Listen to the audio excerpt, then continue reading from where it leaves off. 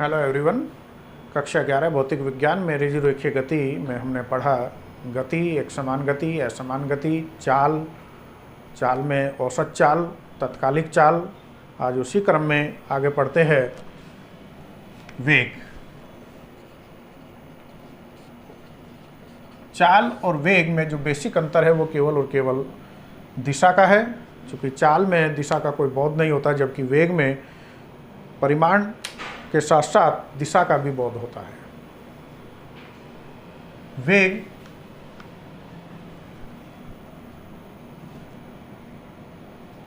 चूंकि सदिश राशि है तो इसको v के ऊपर एरो से डेनोट करेंगे, और हमने यहाँ पर दूरी को s से डेनोट किया है। तो वो दूरी देखिए, चाल में जो आया था v बराबर s/t, यहाँ पर s जो था वो दूरी, t समय, और ये v चाल। सूत्र बिल्कुल सेम वही है, केवल दूरी को रिप्लेस करना है विस्थापन से और वेग को रिप्लेस करना है, चाल को रिप्लेस करना है वेग से। इसका प्रतीक सिंपल v और इसका प्रतीक v के ऊपर एरो लग जाएगा। जो प्रतीक दूरी के लिए हमने यूज किया वही प्रतीक विस्थापन के लिए यूज करेंगे, बस उसके ऊपर केवल एरो लगा देंगे। तो v बराबर s/t, ये इसका सूत्र होता है। तो इस तरह हम इसको डिफाइन कर सकते हैं, परिभाषित कर सकते हैं इस सूत्र की हेल्प से ही। यदि t की वैल्यू हम 1 मान ले, या सिंपल चूँकि समय से इसको डिवाइड कर रहे हैं, तो विस्थापन जो भी तय हो रहा है उसकी दर, किस दर से तय कर रहे हैं, वेग कहलाती है। इसमें यहाँ पे लिखेंगे यदि t बराबर 1 सेकेंड, तो v बराबर s, अर्थात किसी गतिमान वस्तु द्वारा एकांक समय या 1 सेकेंड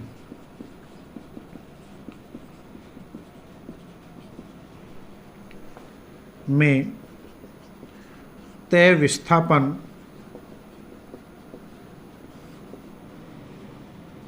उसका वेग कहलाता है।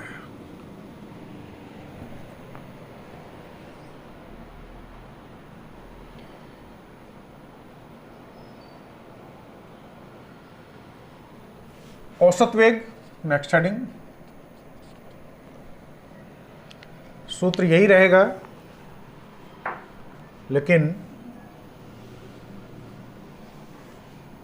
बेस में VAV एवरेज, औसत बराबर डेल्टा S/डेल्टा T।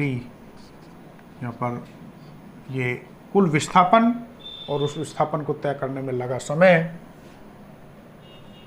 जो भी टोटल समय लगा, समय अंतराल लगा, वो दोनों का अनुपात औसत वेग कहलाता है। अर्थात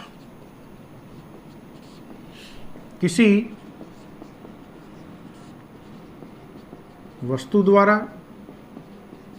तय कुल विस्थापन एवं उसमें लगे कुल समय का अनुपात औसत वेग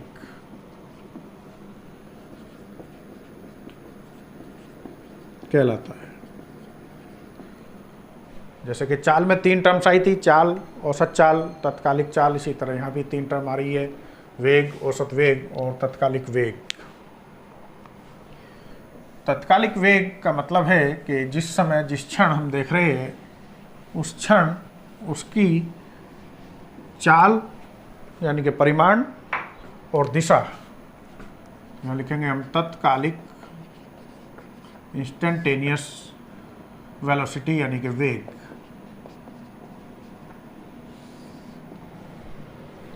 तात्कालिक वेग, इसको सिंपल v से हम डेनोट करेंगे, क्योंकि तात्कालिक की बात करी है तो v equal to limit delta t tends to 0, यानी कि जो समय में चेंज है, अंतराल है, वो 0 नहीं है लेकिन 0 के बहुत निकट है, बहुत सूक्ष्म है, अनंत अल्प है, तो delta s upon delta t इसको हम लिखेंगे। और जब भी लिमिट लग गई डेल्टा t टेंड्स टू 0, तो डिस्क्रीमेंट जो है, ये डेल्टा जो है, ये जो इसकी क्वांटिटी है डेल्टा t की, या इसमें कवर्ड विस्थापन की, बहुत सूक्ष्म हो जाती है, अनंत अल्प हो जाती है, तब उसको हम डिस्क्रीमेंट d यानी कि डेल्टा को d से रिप्लेस कर देते हैं, ds अपॉन dt। तो इस तरह से ये सूत्र आ जाता है तात्कालिक वेग के लिए, जो कि कैलकुलस बेस्ड है, बहुत इम्पॉर्टेंट है। इसको न्यूमेरिकल में और आगे जो थ्योरी आएगी, जो हमारी इक्वेशंस आएंगी गति की, उनमें यूज करेंगे, इसको डिफाइन करेंगे। अर्थात सिंपल इसी से भी लिख सकते हैं, विस्थापन का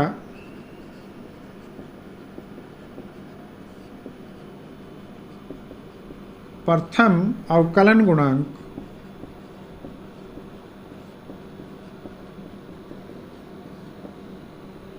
वेग तात्कालिक वेग कहलाता है।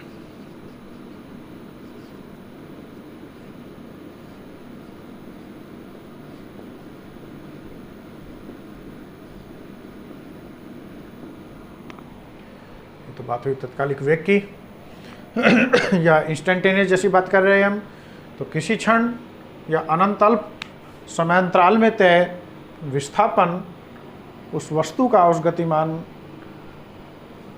पिंड का तात्कालिक वेग कहलाता है। किसी भी तरह से आप डिफाइन कर सकते हो, सिंपल ये भी लिख सकते हो सूत्र के साथ में, या लिख सकते हो कि किसी क्षण अनंत सूक्ष्म समयांतराल में तय ये रेखीय विस्थापन तात्कालिक वेग कहलाता है। ये तो बात हुई वेग की। इसके बाद इसमें टर्म्स आती है त्वरण, एक्सेलरेशन।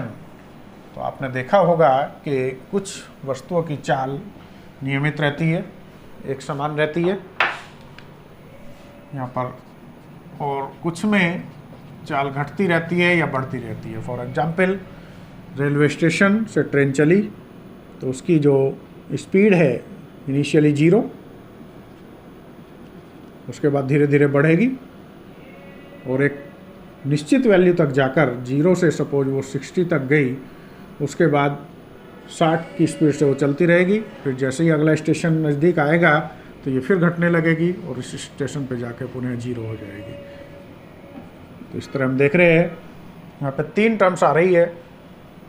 पहले चाल बढ़ रही है, 0 से 60 तक जा रही है, फिर कांस्टेंट चल रही है। तो ये स्पाम हुआ एक समान, यहाँ से यहाँ तक एक समान स्पीड, एक समान चाल से चली। लेकिन स्टेशन से चलते समय जो स्पीड बढ़ रही है तो ये गति इसकी त्वरित गति कहलाएगी। जहाँ घट रही है ये गति इसकी मंदित गति कहलाएगी, और ये त्वरित गति, और ये एक समान गति।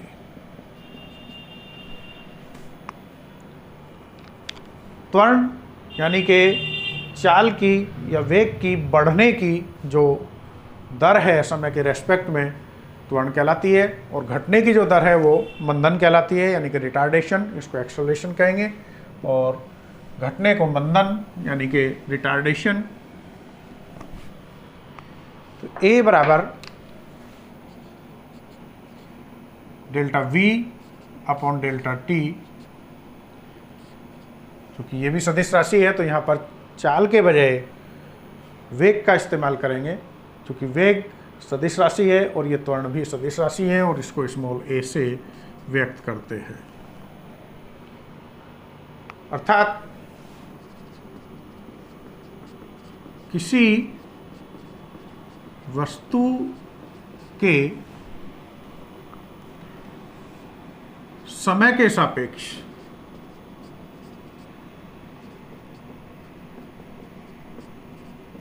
वेग परिवर्तन की दर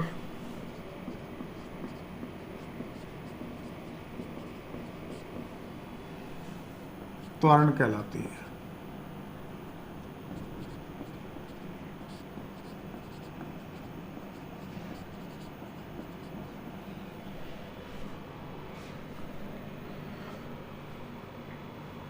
औसत त्वरण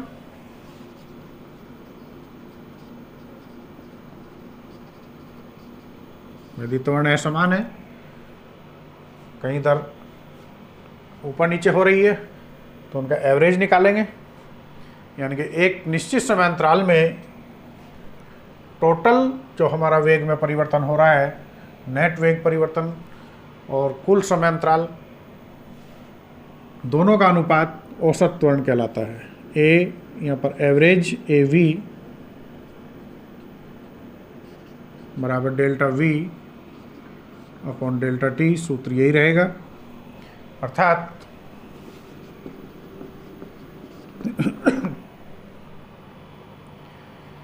किसी समय अंतराल में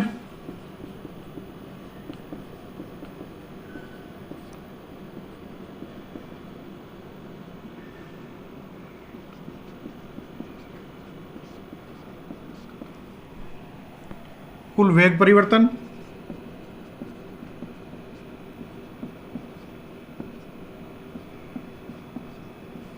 वह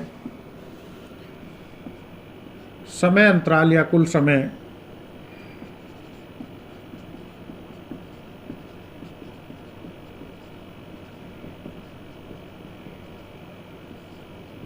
का अनुपात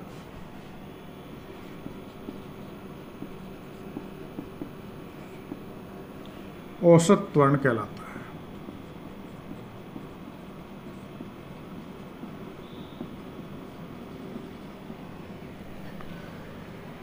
थर्ड टर्म चाल और वेग की तरह तत्कालिक त्वरण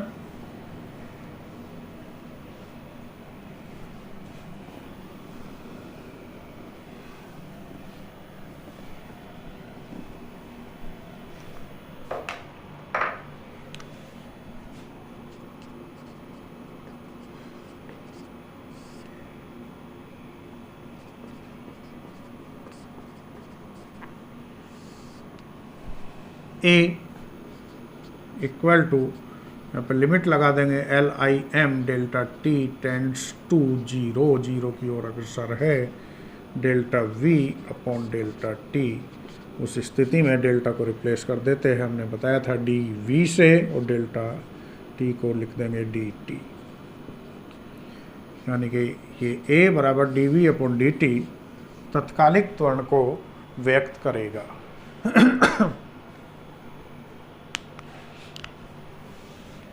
अर्थात किसी क्षण अनंत अल्प समयांतराल में वेग परिवर्तन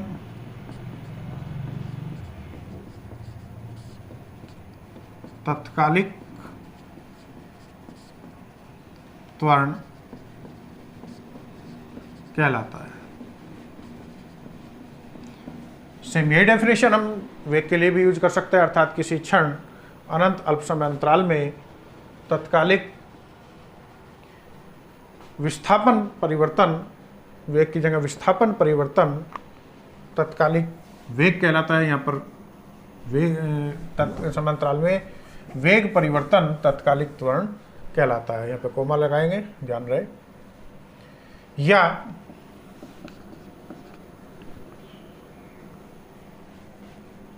वेग का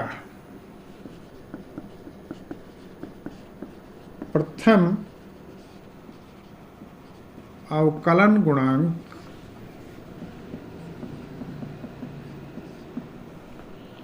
तत्कालिक त्वरण कहलाता है।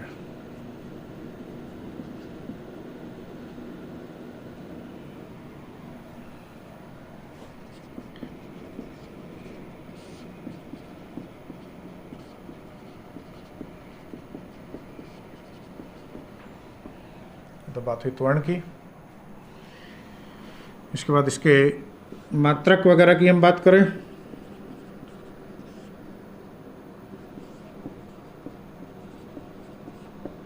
ए बराबर delta V upon delta T, general सूत्र हमने पढ़ा है, या D V upon D T. यहाँ वेग है और वेग का जो मात्रक होता है वो मीटर प्रति सेकंड या मीटर बटे सेकंड, और समय के लिए सेकंड, तो इस तरह ये हो गया मीटर प्रति सेकंड स्क्वायर। नंबर 2, इसका विमा सूत्र निकालें।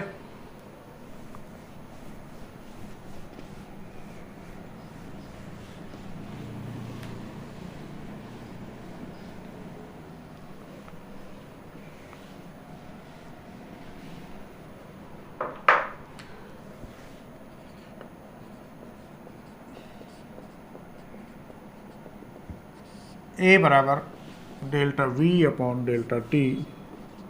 अब यहाँ पर वेग का विमा सूत्र हम फर्स्ट लेसन में पढ़ चुके हैं, एल टी माइनस 1 और डेल्टा टी के लिए टी कैपिटल।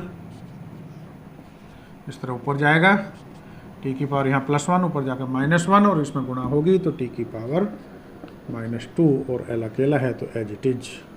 ये त्वरण का विमा सूत्र। और नंबर 3, जो त्वरण है वो सदिश राशि है।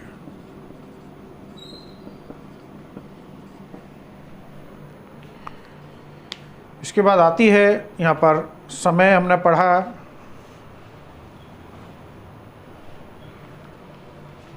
वेग और विस्थापन में संबंध, जिनको गति के समीकरण के नाम से जाना जाता है।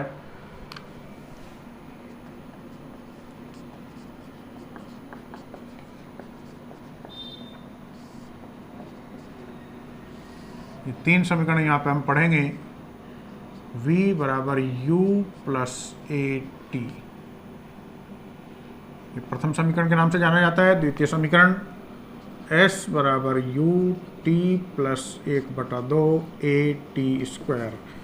यहाँ पर कुछ बच्चे t को ऐसे बना देते हैं, तो आपको ऐसे नहीं बनाना है, t के नीचे दोनों की ओर इस तरह से बनाना है। ये दोनों को बेंड देना है, वन साइड नहीं। ऐसे भी कर देते हैं तो कई बार क्या होता है कि प्लस में और टी में अंतर नहीं कर पाते, तो इसलिए स्मॉल टी जब हम बनाएंगे तो इस रूप में ही बनाएंगे। थर्ड इक्वेशन, वी स्क्वायर बराबर यू स्क्वायर प्लस 2as। यहाँ पर जो प्रतीक यूज हुए हैं वो u प्रारंभिक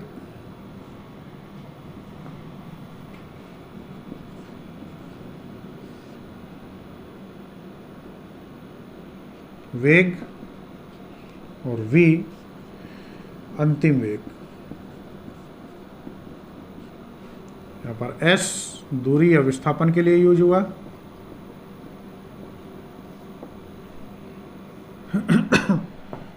यदि हम इनके ऊपर एरो नहीं लगा रहे तो दूरी के लिए यूज होगा, अदरवाइज विस्थापन के लिए यूज होगा। t समय, a त्वरण,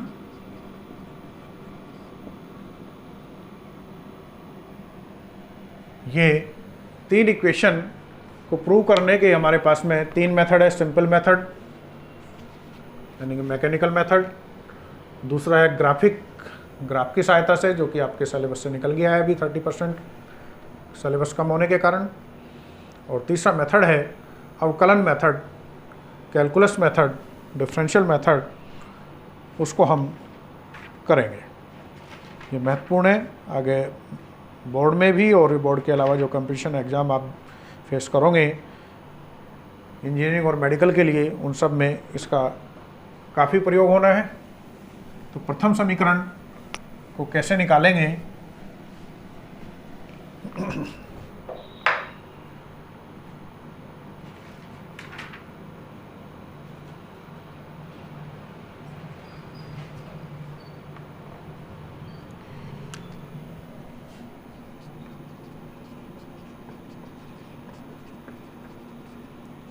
क्योंकि प्रथम समीकरण की हम बात कर रहे हैं और कैलकुलस मेथड से हमें करनी है। तो त्वरण की परिभाषा से, त्वरण की परिभाषा से जो त्वरण यानी कि तत्कालिक त्वरण की हमने डेफिनेशन दी थी, उसमें जो हमने सूत्र यूज किया था वो था A बराबर dV/dt। इसको क्रॉस मल्टीप्लिकेशन करें तो dV बराबर A dt। हालांकि हम पहले भी बता चुके हैं लेकिन पुनः एक बारी फिर बता रहे हैं, ये डिफरेंशियल और यानी कि अवकलन और समाकलन, हालांकि दोनों एक दूसरे के विपरीत है। अवकलन की हम बात करें, सपोज ये डिस्टेंस है, इसकी टोटल लंबाई, टोटल स्पेस x है, लेकिन इसके दो पार्ट करें तो उस कंडीशन में इस पार्ट को डेल्टा x और इस पार्ट को डेल्टा x हम कहेंगे। लेकिन यदि प्रत्येक पार्ट का हम इनफाइनाइट टाइम हाफ कर दे, हाफ करते चले जाए, ये हाफ फिर हाफ फिर हाफ फिर हाफ फिर हाफ, इस तरह हाफ करते चले जाएंगे तो लास्ट में जो स्मॉल पार्ट बचेगा, हम कहते हैं ना कि इसमें limit delta t tends to 0, तो 0 के बहुत निकट आ गया, 0 की ओर अग्रसर है, 0 नहीं हुआ, 0 नहीं होगा, कुछ ना कुछ वैल्यू आएगी, और उस पार्ट को, उस अनंत अल्प पार्ट के लिए हम डिस्क्रीमेंट d का इस्तेमाल करते हैं डेल्टा के स्थान पर, यानी कि dx। यानी कि किसी भी राशि के, किसी भी भौतिक राशि के तत्कालिक परिवर्तन की दर जो है वो अवकलन कहलाती है, और समाकलन में क्या है, इसका उल्टा यानी कि जोड़ना, समाकलन, इंटीग्रेशन मतलब एकीकृत, एक करना, जोड़ना, सम, SUM, सम का फर्स्ट लेटर लिया S का बिगड़ा हुआ रूप, ये इंटीग्रल का निशान है, समाकलन का निशान है। अब इसका विपरीत हम ले, ये जितने भी dx थे इन सबको हम जोड़ दें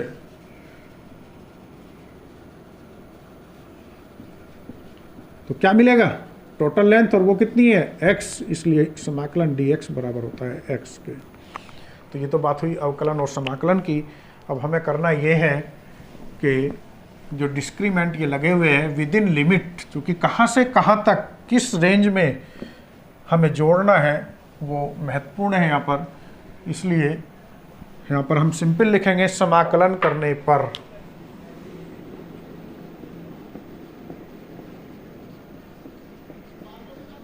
इंटीग्रल का निशान लगाएंगे, dv प्लस यहाँ पर सॉरी इक्वल टू इंटीग्रल का निशान dt।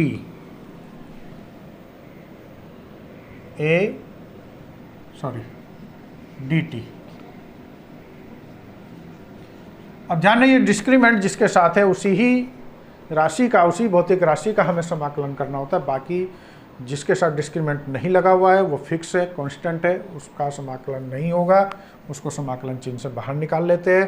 यहाँ पर वेग की बात करिए तो वेग यहाँ पर हमारे पास दो है, एक तो प्रारंभिक जो कि t बराबर 0 पर है, क्योंकि इधर समय का हो रहा है, तो t बराबर 0 पर वेग, प्रारंभिक वेग u, और t बराबर t पर जो वेग है वो अंतिम वेग यानी कि v हो गया, ये u और ये v, ये लिमिट हमने इसमें रख दी। इन लिमिट के अंतर्गत हम इसका समाकलन करेंगे, जैसे हमने समाकलन dx को x कहा, इसी तरह समाकलन dv बराबर होगा v के, और ये लिमिट आ जाएगी यहाँ पर बड़े ब्रैकेट के नीचे और ऊपर। इसी तरह यहाँ पर a चूँकि कांस्टेंट है, समाकलन 0 टू t dt, और dt का जो समाकलन होगा, अब यहाँ पर इसको चाहो तो ऐसे लिख लो, या अब जो भी अंदर राशि है उसको रिप्लेस करेंगे इन लिमिट से। पहले अपर लिमिट माइनस v की जगह v minus lower limit u बराबर a। जिस तरह यहाँ पर dv का समाकलन इंटीग्रेशन v हुआ, इसी तरह dt का इंटीग्रेशन यहाँ पर होगा t, और ये लिमिट 0 टू t। इस तरह हम देख रहे हैं कि v माइनस u बराबर a, लिमिट इधर रिप्लेस करेंगे, t को upper limit minus lower limit, और ये 0, v माइनस u बराबर a t, या v बराबर u, इसको उधर ले गए प्लस का, और ये प्लस ऑलरेडी है, ए टी, ये प्रथम समीकरण हमारी आ गई। ठीक इसी तरह अब हम लेंगे द्वितीय समीकरण।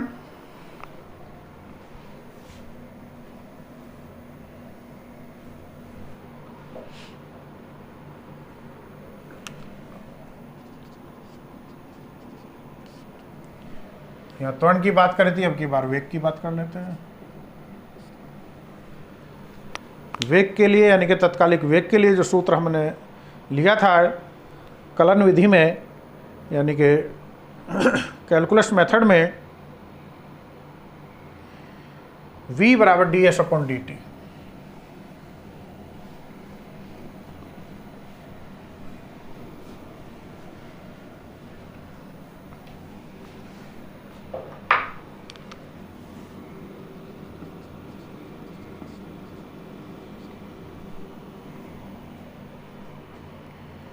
क्रॉस मल्टीप्लिकेशन करें, ds बराबर v dt, और v की वैल्यू हम प्रथम इक्वेशन में निकाल चुके हैं। v बराबर u प्लस ए टी को यहाँ पर हम रिप्लेस कर दें, ये v dt यानी कि u plus A T into D T. ds बराबर u dt, इसके अंदर मल्टीप्लाई करेंगे, plus A T D T, और यहाँ पर वही कॉन्सेप्ट समाकलन करने पर इंटीग्रल ds बराबर integral u dt plus integral A T D T, और चूँकि s है यहाँ पर प्रारंभिक विस्थापन 0 होगा, अंतिम विस्थापन s होगा। यहाँ पर dt है टाइम 0 से t के रेस्पेक्ट, यहाँ पर dt टाइम है तो 0 से t के बीच। या कोई और पर्टिकुलर वैल्यू है t1 t2 है तो यहाँ पर आप t1 t2 रिप्लेस कर सकते हो। इनिशियल फाइनल है तो यहाँ पर t इनिशियल और t फाइनल यूज कर सकते हो, s इनिशियल और s फाइनल यूज कर सकते हो। यहाँ पर हम इनिशियल जो है वो 0 यानी कि मूल बिंदु यानी कि ओरिजिन पर मानकर चल रही है। अब इनमें जो कांस्टेंट है पहले उसको बाहर ले लें, इसको एज इट इज लिखते हुए 0 टू s ds बराबर u dt। अब u यहाँ पर जो डिस्क्रीमेंट है वो t के पदों में है, इसलिए u हुआ कांस्टेंट, u को लिया बाहर, और ये 0 टू t dt। इसी तरह इधर एक्सेलरेशन हुआ कांस्टेंट 0 टू t, और इसको लिखेंगे t dt। इसका समाकलन करेंगे,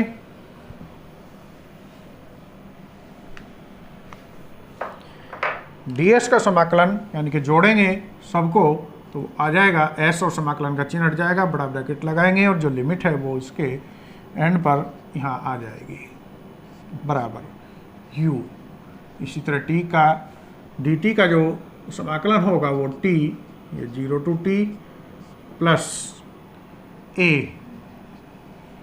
जो t का समाकलन है वो होगा t square upon 2 0 to t। यहाँ पर ध्यान रहे एक सूत्र लिखेंगे,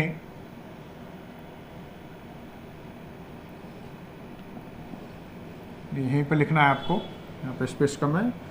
समाकलन x की पावर n बराबर होता है x की पावर n प्लस 1 बटे n प्लस 1। ये ध्यान दे, ये सूत्र हम यूज करेंगे।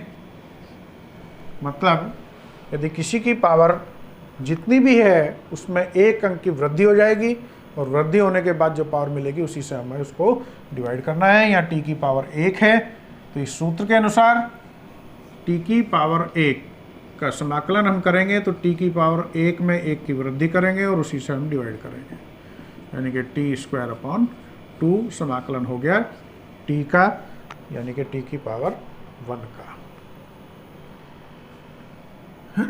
यहाँ पर upper limit minus lower limit, इसी तरह यहाँ पर लिमिट रिप्लेस करेंगे, अपर लिमिट t की जगह t minus lower limit t की जगह 0 प्लस a, ये बाहर निकाल लो 2, यहाँ बचा T square, upper limit T की जगह टी तो टी स्क्वायर और टी की जगह 0 यानी कि माइनस लोअर लिमिट में 0 और टी को रिप्लेस कर देंगे 0 से।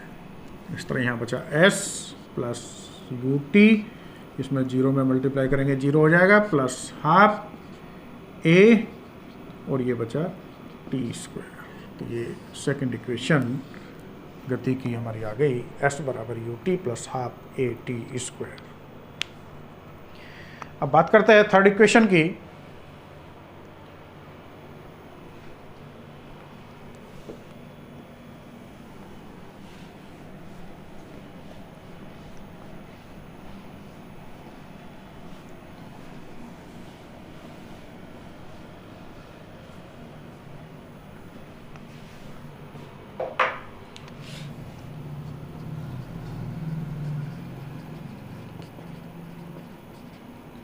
तृतीय समीकरण के लिए पुनः हम त्वरण का इस्तेमाल करेंगे। त्वरण की परिभाषा से a बराबर dv अपॉन dt, इसको ds से गुणा और भाग कर लो। dv गुणा ds, अब गुणा कराया तो भाग भी कर लो, और ये dt।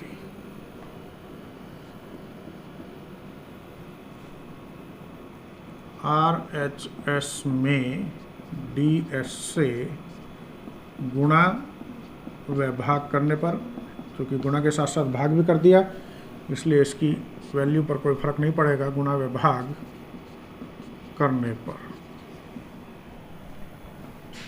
अब हम देख रहे हैं कि a बराबर ये ds अपॉन dt, हमने कहीं सूत्र पढ़ा है जो कि वेग का होता है। यहाँ लिखेंगे हम v into dv upon ds।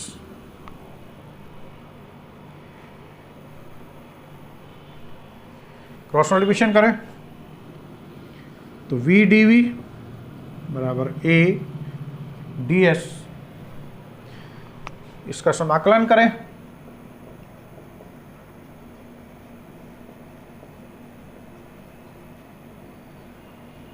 v dv। अब यहाँ पर वेग की जो वैल्यू है वो 2 होंगी, प्रारंभिक और अंतिम, और प्रारंभिक के लिए हमने u और अंतिम के लिए v का इस्तेमाल किया है, तो लिमिट होगी uv प्लस बराबर समाकलन a ds, चूँकि यहाँ पर ds है, डिस्प्लेसमेंट है, विस्थापन है, जो कि प्रारंभिक को 0 और फाइनल को s माना है। अब जिस तरह से हमने t का डिफरेंशियल किया, समाकलन किया टी स्क्वायर बटे 2, इसी तरह v का यहाँ पर हम समाकलन करने यहाँ करेंगे। ये a कांस्टेंट है, चूँकि डिस्क्रीमेंट ds है तो यहाँ पर a को बाहर ले लेंगे, तो इसको लिखेंगे as it is limit u to v dv बराबर a कांस्टेंट है 0 टू s ds। अब इसका समाकलन करें, v का जो समाकलन होगा वो इसकी पावर 1 है, 1 में 1 की वृद्धि करेंगे 2, उसी से डिवाइड करेंगे बटे 2, और ये u इंटू v लिमिट आ गई ब्रैकेट के बाहर बराबर a ds का जो समाकलन होगा वो होगा s, और लिमिट यहाँ पर आ जाएगी 0 टू s।